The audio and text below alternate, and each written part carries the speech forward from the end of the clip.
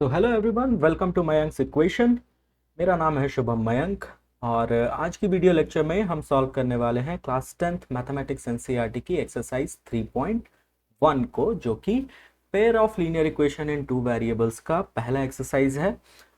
इसकी पिछले वीडियो में हम लोगों ने कुछ बेसिक कॉन्सेप्ट्स किए थे related to linear equation in two variables. There the very essence of the chapter basically, जहाँ पर कि हमने समझा था कि linear equations in two variables होते क्या हैं, ग्राफिकली उनको सॉल्व करने का क्या तरीका है और ग्राफ्स का एक्चुअली में मीनिंग क्या होता है। So that was very important. Alright, so इस साल जो बच्चे बोर्ड देने वाले हैं उन लोगों के लिए ये कॉन्सेप्ट्स और भी ज़्यादा ज़रूरी होने वाले हैं, क्योंकि सीबीएसई ने अपना एग्ज़ाम का पैटर्न चेंज कर दिया है। तो ज़्यादा चांसेस हैं कि आपकी एग्जामिनेशंस मोस्टली एमसीक्यू टाइप ही होंगी।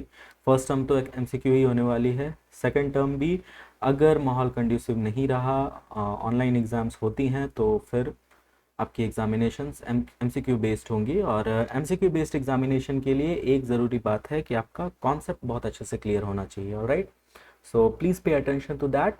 और मैं बताना चाहूँगा कि अभी जो ये लेक्चर्स हैं ये एक पूरी सीरीज़ का हिस्सा है, जिसमें कि मैं मैथमेटिक्स क्लास 10th की पूरी सिलेबस कवर कर रहा हूँ। अगर आपने अभी तक मेरे चैनल को सब्सक्राइब नहीं किया है तो आप कर सकते हो, जुड़ सकते हो।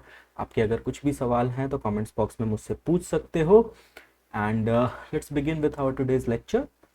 So the first question that we have here is that Aftab tells his daughter, so father is talking to her daughter, all right, and he tells his daughter that 7 years ago, आज से 7 साल पहले, I was 7 times as old as you were then, यानी कि आज से 7 साल पहले मेरी उम्र तुम्हारी उम्र उस वक्त की उम्र से 7 गुना ज्यादा थी।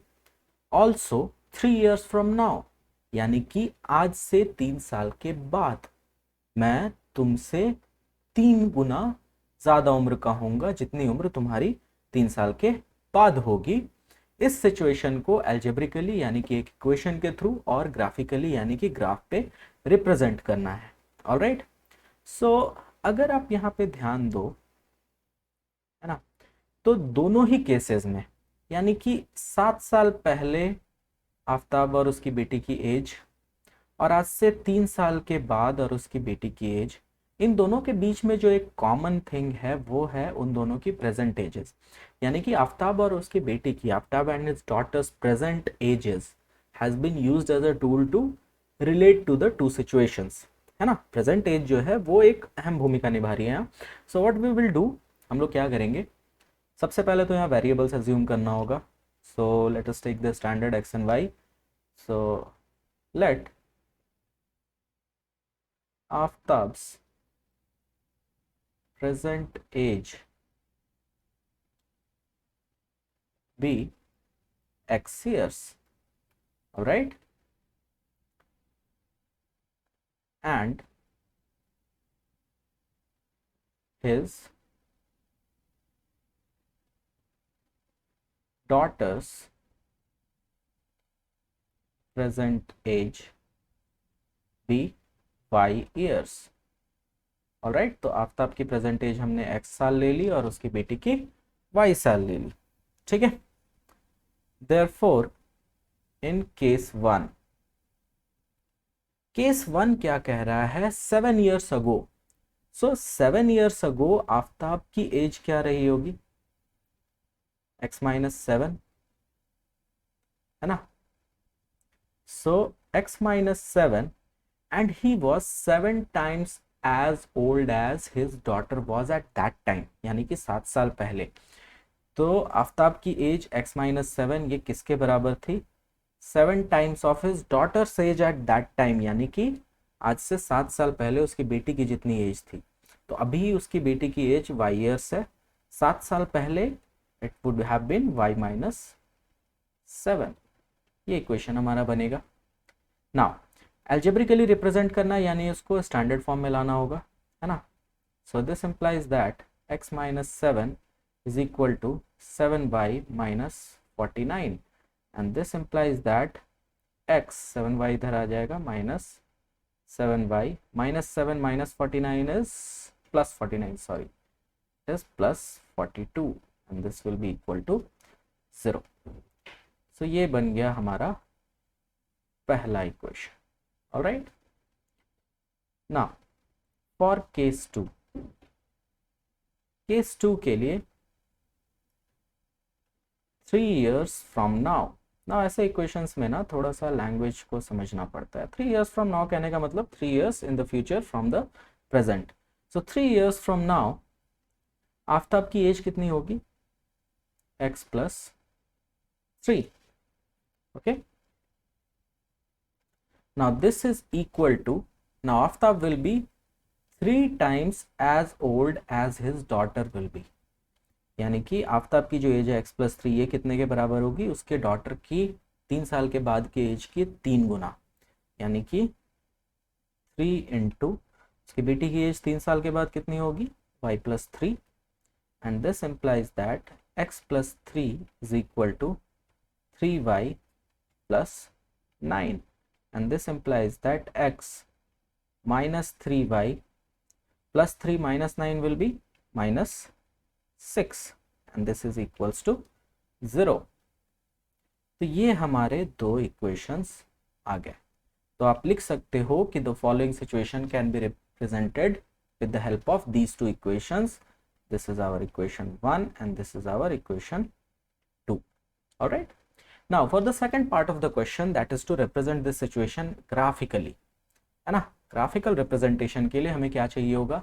x एंड y की वैल्यूज चाहिए होंगी. तो यहाँ पर मैंने कोऑर्डिनेट सिस्टम पहले से ड्रॉ करके रखा हुआ है. इस पॉइंट को ओरिजिन मान लेते हैं. लेट x एक्सिस पर हम शो करेंगे आफ्ताब से एज. ओके, यानी कि x, और इस एक्सिस पर उसकी बेटी की एज, डॉटर से एज, दैट इज y. ये हमारा y एक्सिस है ना. अब हमें x और y की वैल्यूज चाहिए. तो इक्वेशन हम कैसे प्लॉट करते हैं ग्राफ, ये आप ऑलरेडी जानते हो, नहीं तो पिछले वीडियो में मैंने बहुत अच्छे से एक्सप्लेन किया हुआ है. You can go and have a look. So first equation के लिए देखते हैं. फॉर इक्वेशन 1, नाउ यहाँ पे आपको स्केल चुनना हो. ठीक है, कौन कौन सी वैल्यूज आप यहाँ पर रखोगे जिसके हिसाब से कि आप काम कर पाओ. ठीक है, तो मैंने जो स्केल चुना है ना, उसके हिसाब से मैं कुछ वैल्यूज रखूंगा जिसके हिसाब से कि मेरा ऑपरेट करना आसान हो जाए, है ना.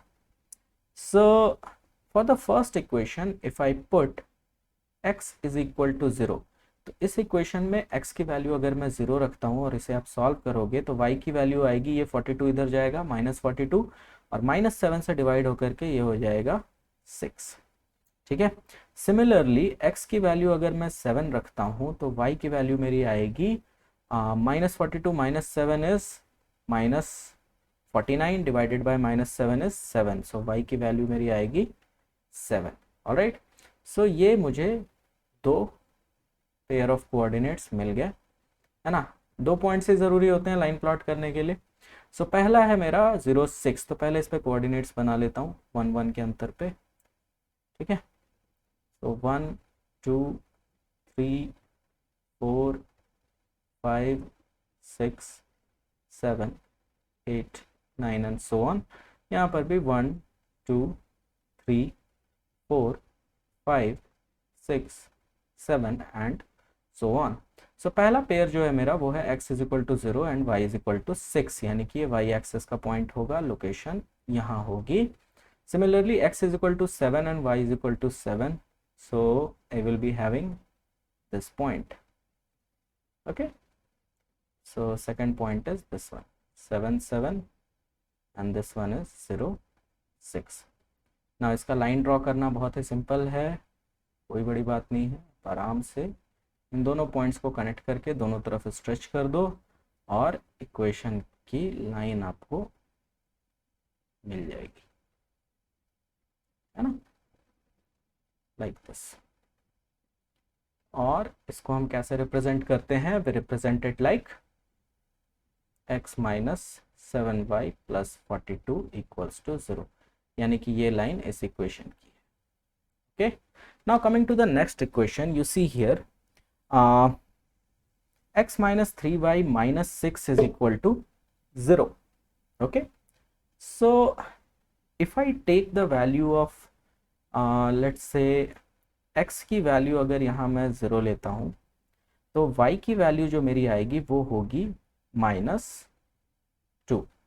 ओके, और सिमिलरली x की वैल्यू अगर मैं लेता हूँ 6 तो y की वैल्यू मेरी आ जाएगी 6 - 6 इज 0, और y की वैल्यू मेरी आ जाएगी 0/3 - 3 is y is equal to 0।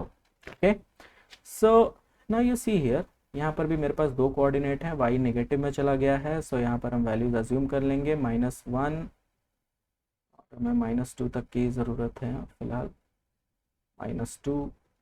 C copies are always better than all this digital screen and everything, alright.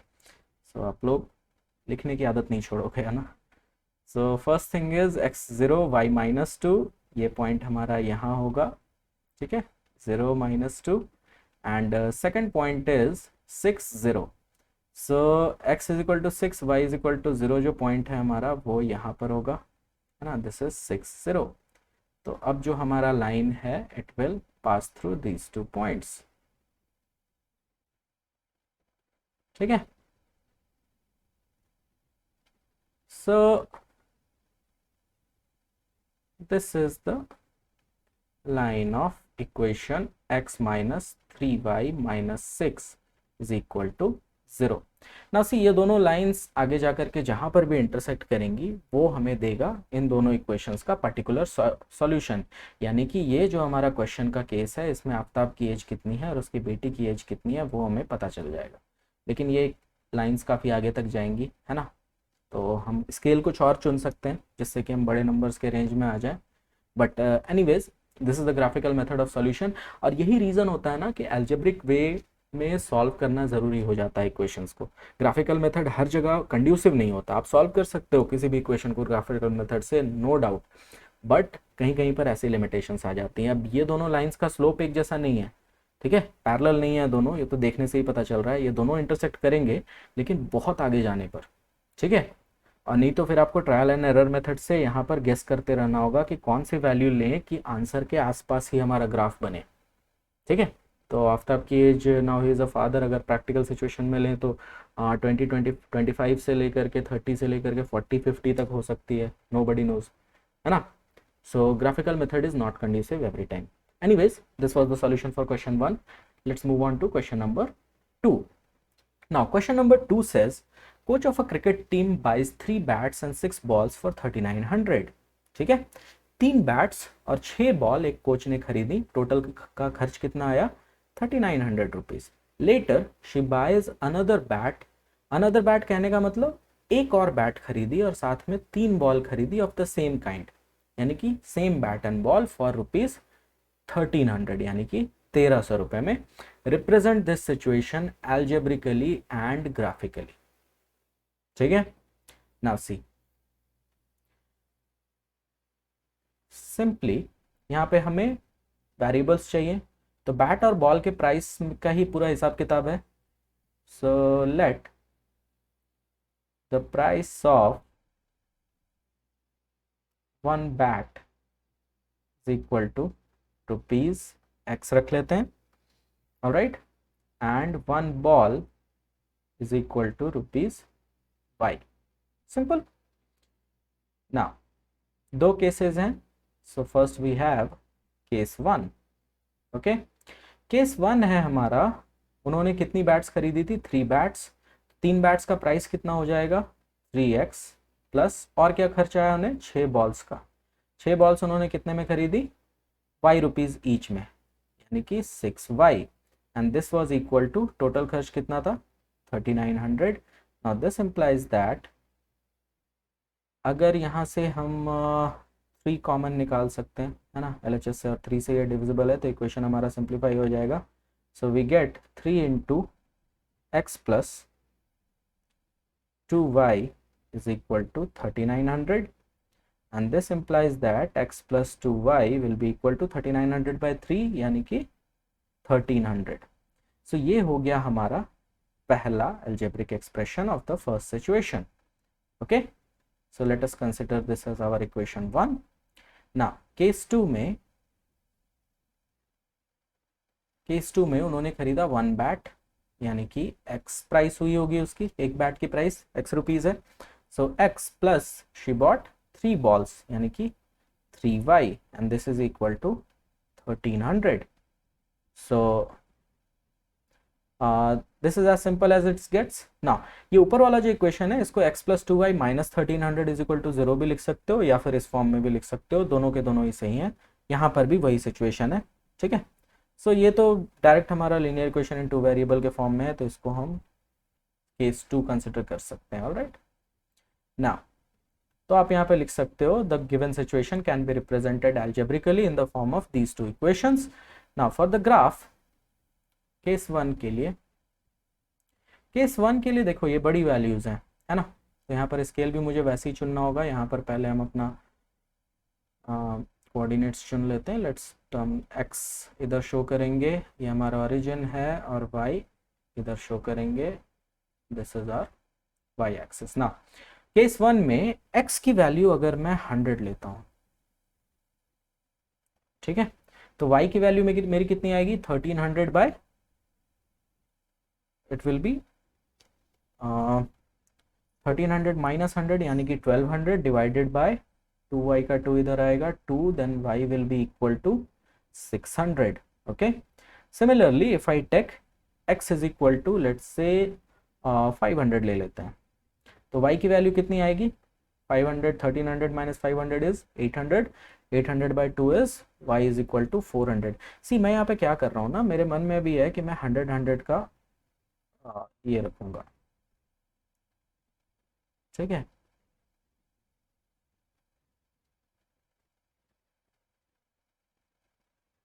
है ना, तो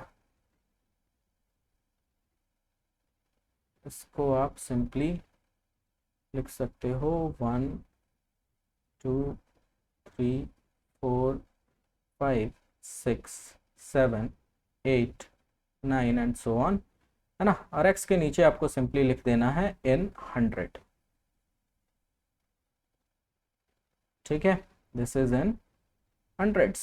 ऑलराइट, सो नाउ y का स्केल भी हम वैसे ही सेम लेंगे, है ना, 1 2 3 4 5 6 7 8 सो ऑन, और यहाँ पर भी लिख देंगे इन हंड्रेड्स, ठीक है। इसी तरह से ग्राफ्स बनाते हैं।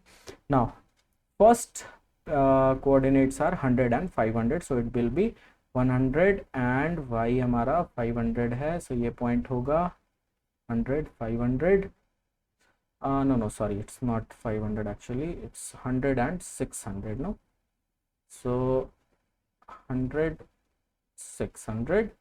now second जो point है हमारा that is 500 and 400, so it will be 500 and 400,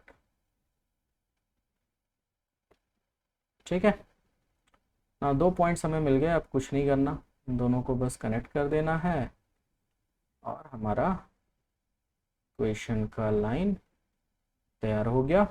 very much. So going for the case 2 now. Case 2 में देखते हैं। केस 2 में अगर मैं x की वैल्यू रखता हूँ 100, तो y की वैल्यू मेरी आती है 1300 minus 100 is 1200 by 3 is 400, okay.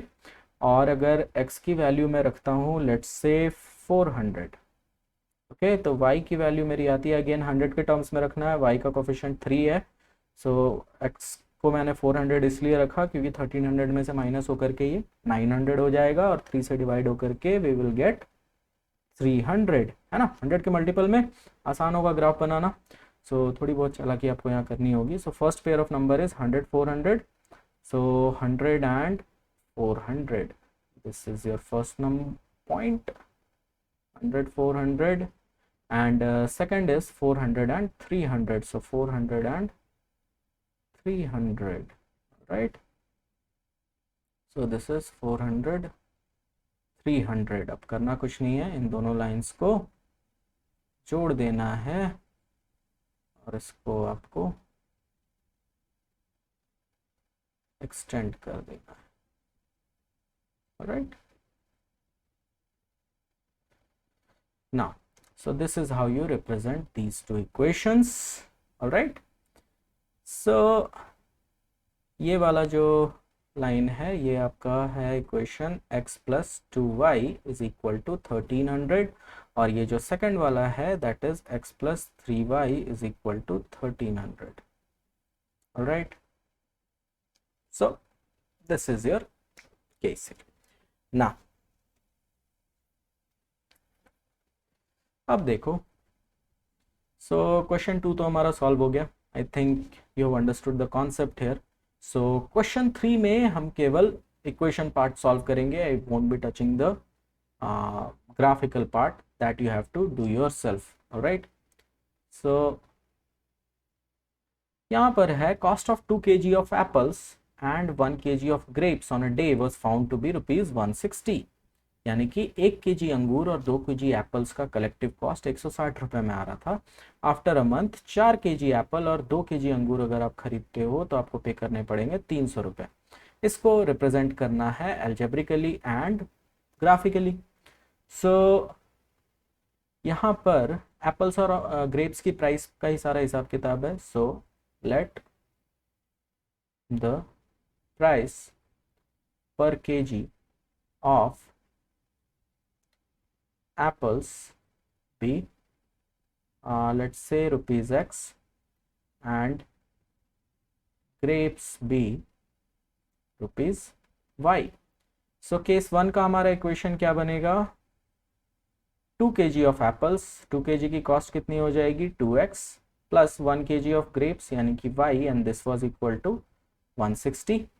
तो ये ऑलरेडी स्टैंडर्ड फॉर्म में है, इसको कुछ करने की ज़रूरत नहीं है. This is our equation 1. And case 2 का इक्वेशन कैसा बनेगा?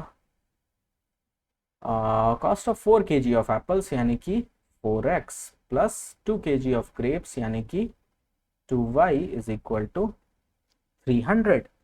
ऑलराइट, सो यहाँ पर आप एक काम कर सकते हो, इसमें से 2 कॉमन ले सकते हो. So you will get this implies that 2 into X plus 2x plus Y is equal to 300, and this implies that 2x plus y is equal to 150. all right, so this is the second scenario. now अगर आप यहाँ पे compare करके देखो ना, तो इसको मैंने सिंप्लीफाई किया एक रीज़न से. ठीक है, दोनों जगह देखो 2x plus Y 2x plus Y है, लेकिन दोनों जगह डिफरेंट वैल्यूज आ रही हैं, यानी कि दोनों सिचुएशन में कोई सिमिलैरिटी है नहीं, है ना? कुछ तो गड़बड़ है ना. हो सकता है एप्पल्स एंड ऑरेंज ग्रेप्स के प्राइसेस चेंज हो गए हों. ठीक है, ऐसा कुछ हो सकता है. तो लास्ट क्लास में हमने देखा था कि कोफिशिएंट्स को कंपेयर करके हम पता कर सकते हैं कि पेयर ऑफ इक्वेशंस का नेचर कैसा है. सॉल्यूशन आएगा, नहीं आएगा, नहीं अगर आएगा तो कितने सॉल्यूशंस आएंगे, एक यूनिक आएगा या बहुत सारे आएंगे. तो यहाँ पे हम कंपेयर करके देखते हैं. a1 अगर हम यहाँ पे देखें तो it is 2, a2 is 2. So a1 by a2 is equal to 2 by 2 is equal to 1/1. b1 by b2 is equal to y का कोफिशिएंट 1 है, यहाँ भी y का कोफिशिएंट 1 है, 1/1. And c1 by c2 is equal to 160 है और नीचे 150 है. So this is equal to 16/15. Now यहाँ पे अगर आप तीनों को देखोगे तो आप क्या रिलेशन इस्टेब्लिश कर सकते हो? a1 by a2 is equal to b1 by b2, but this is not equal to c1 by c2. यानी कि ये दोनों इक्वेशंस किस तरह के पेयर हैं? These are inconsistent. इनकंसिस्टेंट है कहने का मतलब इनका जो ग्राफ बनेगा, दोनों लाइंस एक दूसरे के पैरेलल होंगी. Okay, parallel lines, that means they will never intersect each other. कभी इंटरसेक्ट नहीं करेंगी और यूनिक सॉल्यूशन नहीं आएगा. This you can say here. ठीक है, अब इसको चेक करना आपका काम है. आप इसका ग्राफ बनाओगे और एक बार चेक करोगे वेदर दिस अप्लाइज और not. So these were the 3 questions from the exercise. अगर आपकी कोई भी डाउट्स हैं, ठीक है, मैथमेटिक्स को लेकर के, साइंस को लेकर के, अगर आप 11th क्लास के स्टूडेंट हो और ये वीडियो देख रहे हो तो आपकी अगर कोई डाउट है फिजिक्स में, then you can ask me in the comments box. मेरे चैनल के अबाउट सेक्शन में मेरा ईमेल आईडी भी गिवन है. ऑलराइट, और इस ऑनगोइंग लेक्चर के जितने भी वीडियोस अभी तक अपलोड हुए हैं उनकी प्लेलिस्ट आप देख सकते हो यहाँ पर। ओके, सो अगली वीडियो आने तक पढ़ते रहिए। I wish you all the best. Thank you for watching this lecture.